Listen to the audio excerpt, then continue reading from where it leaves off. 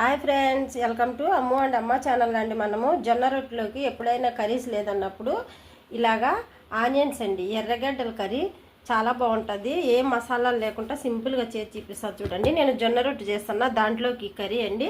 ఒక పెద్దది ఒక టమాటా తీసుకున్నా, కొంచెం ధనియాల పొడి, కారము, కళ్ళుప్పు, కొంచెం పసుపు అండి. నేను పెద్ద 4 ఆనియన్స్ తీసుకున్నా, కొంచెం కరివేపాకు, కొత్తిమీర రెండు కలిపి ఇలా చిన్నగా కట్ చేసుకోవాలి. ఇవి వచ్చేసి పాలండి, మనం ఎనుము పాలు బయట వేయించుకుంటాం కదా, ఆ పాలు చిన్న గ్లాసు తీసుకున్న చాలా టేస్టీ ఉంటుందండి జొన్న రొట్టెలోకి అయితే. రండి మీకు షార్ట్లో సింపుల్గా కర్రీ చూపించేస్తాను. ఆయిల్ అయితే పెట్టేసినాము, ఇంకా మనము కర్రీ చేసేద్దాం రండి. చూడండి ఫ్రెండ్స్, నేను కొంచెం ఆయిల్ అయితే పెట్టేసిన. ఇప్పుడు మనము ఆనియన్స్ 2 పచ్చిమిర్చి చేసుకున్నామండి.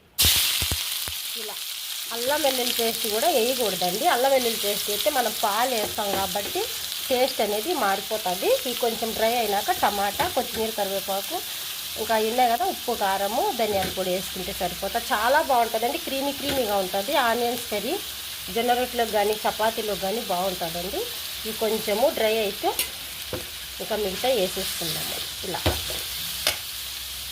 చూడండి ఫ్రెండ్స్, ఇలా బ్రౌన్ కలర్ వచ్చేసింది కదా, దీంట్లో టమాటాలు, ఉప్పు, కారము, పసుపు, ధనియాల పొడి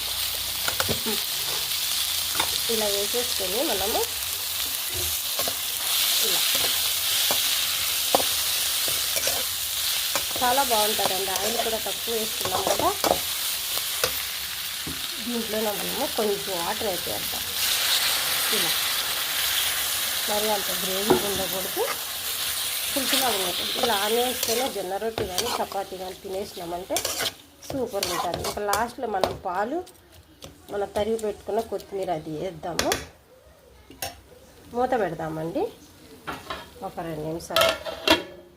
చూడండి ఫ్రెండ్స్,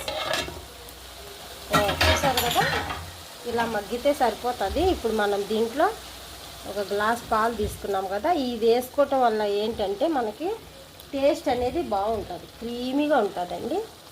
ఒక 2 నిమిషాలు ఉడికినాక ఇది మనము కట్టేసుకున్నామంటే అయిపోతుంది.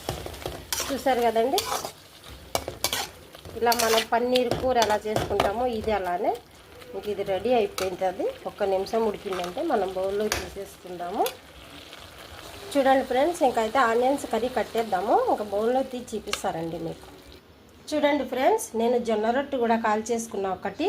చూసారు కదా, మనం ఎప్పుడన్నా పచ్చి ఆనియన్స్ తినకుండా ఇలా చేసుకుని జొన్న రొట్టెతో తిన్నారంటే చాలా బాగుంటుందండి. చూసారు కదా, జొన్న రొట్టె కూడా ఎంత నేను ఇలా వేసేసినాను చూడండి ఇలా.